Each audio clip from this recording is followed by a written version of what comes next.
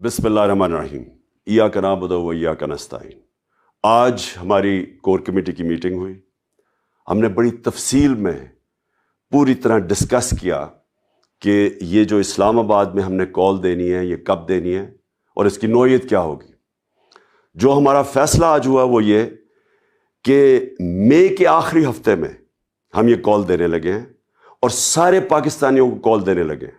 तहरीक इंसाफ को नहीं, सिर्फ सब पाकिस्तानियों को कॉल देने लगे हैं। और इसलिए कॉल दे रहे हैं कि हमारे मुल्क की तौहीन की गई है।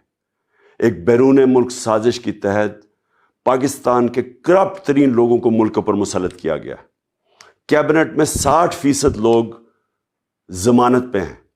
जो प्राइम मिनिस्टर बना है उसको क्राइम मिनिस्टर कहते हैं। 40 अरब रुपए की इन्होंने FIA और नैब में इनके करप्शन के केसेस हैं।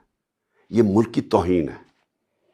इसके लिए मैं चाहता हूं कि अभी से सारे पाकिस्तान को मैं पैगाम देना चाहता हूं, सब तैयारी करें। और हमारी तैयारी का आगाज होगा चांद रात। चांद रात में मैं अपने नौजवानों को खास तौर पे कहना चाहता हूं कि आपने निकलना है चांद रात पे, झंडे पकड़ के निकलना है। सारी दुनिया को आपने बताना है कि पाकिस्तान एक जिंदा कौम है।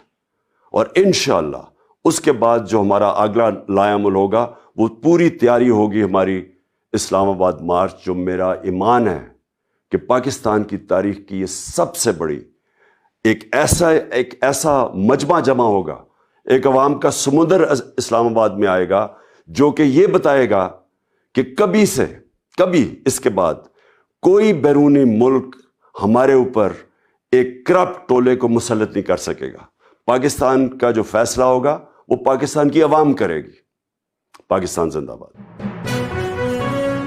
अहम इश्यूज हों या मुल्की और गैर मुल्की शख्सियात की प्रेस कॉन्फ्रेंसेस, हर लम्हा बाखबर रहने के लिए हमारा YouTube चैनल सब्सक्राइब करें।